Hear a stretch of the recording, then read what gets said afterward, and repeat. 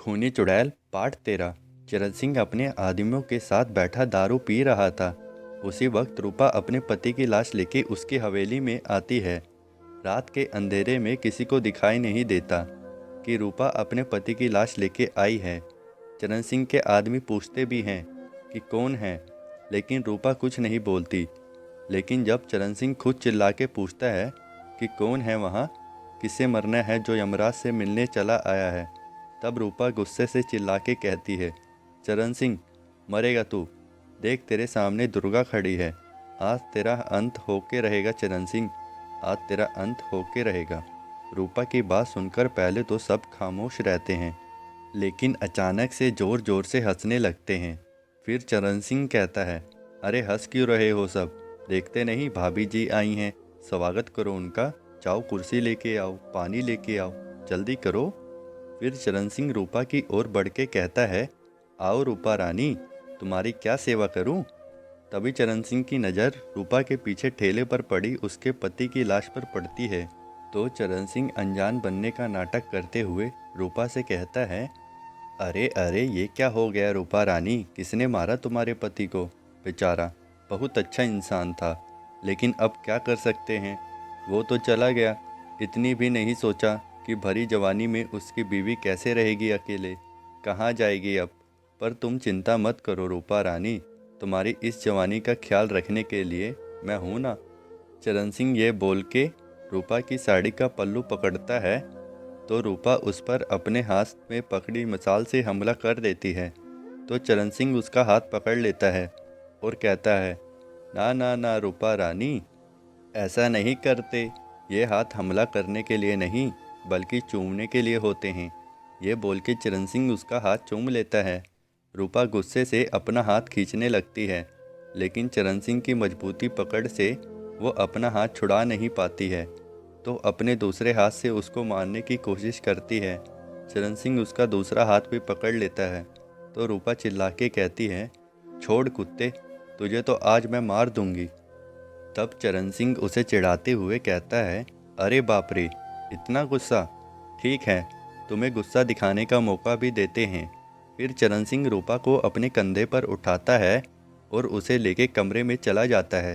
चरण सिंह ने दारू पी रखी थी, तो उस पर हवस भी सवार हो गई थी और रूपा को देख के उसकी हवस और भी जाग गई थी।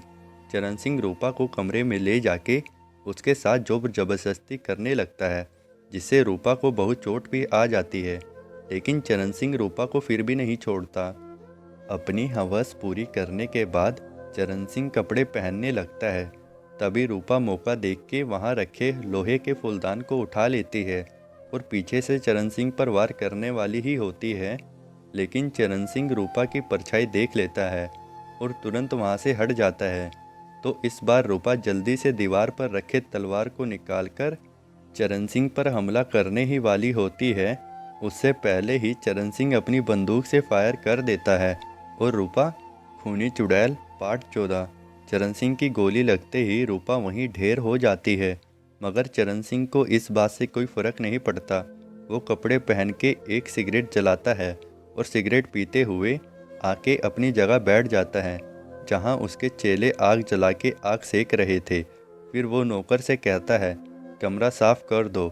जी मालिक। तो नौकर तुरंत दौड़ के कमरा साफ करने जाता है।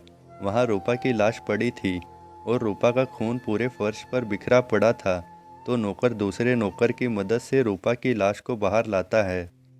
फिर वो लोग पूरा कमरा साफ कर देते हैं, जिससे वहाँ एक भी खून का निशान दिखाई नहीं देता। उधर चरण सिंह अपने खास आदमियों से पूछता है, लाश का क्या किया?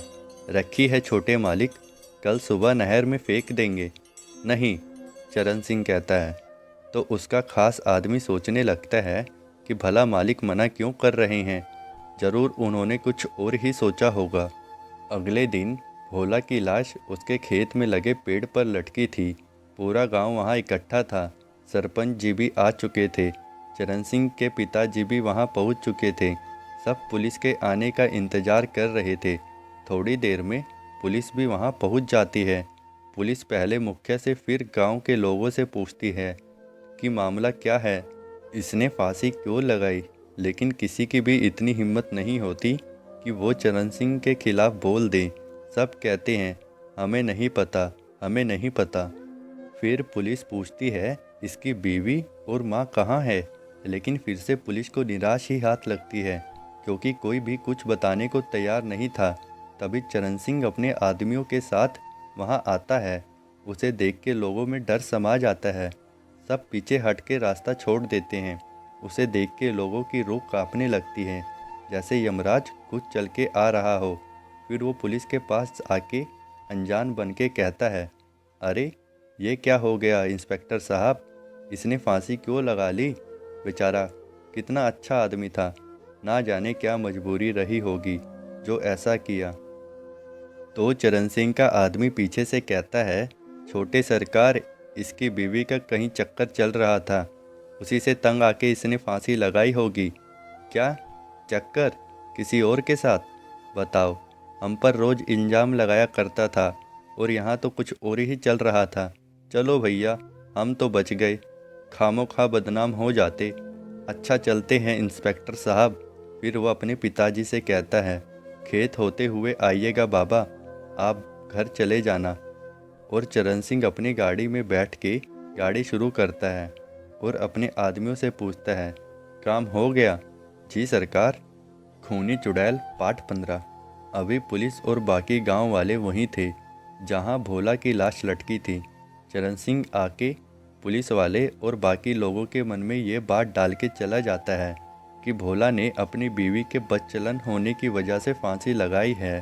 हालांकि सबको पता था कि भोला को चरण सिंह ने ही मारा था, लेकिन चरण सिंह का खौफ इस कदर लोगों के दिल में बैठा गया था कि कोई भी उसके खिलाफ गवाही देने को तैयार न था।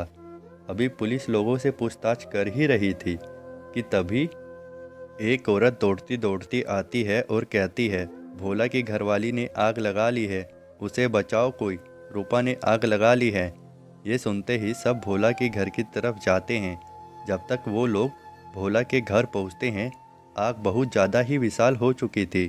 गांव होने के कारण वहां कोई फायर स्टेशन नहीं था, तो किसी तरह वो गांव वालों की मदद से आग पर काबू पाया जाता है। पुलिस उस औरत से पूछती है कि क्या हुआ था, क्यों आग लगाई इसने? तो वो औरत रो रो के कहती है, साहब वो कह रही थी कि उसका पति उससे बदचलन कह रहा था। कल रात दोनों का बहुत झगड़ा भी हुआ था। रूपा बहुत अच्छी थी साहब, वो तो पराये मर्द को आंख उठा के भी नहीं देखती थी, मगर पिछले कुछ दिनों से उसके पति ने उस पर जो बदचलन होने के इल्ज़ाम लगाए थे, उससे वो सहन ना कर सकी और उसने अपनी जान दे दी साहब।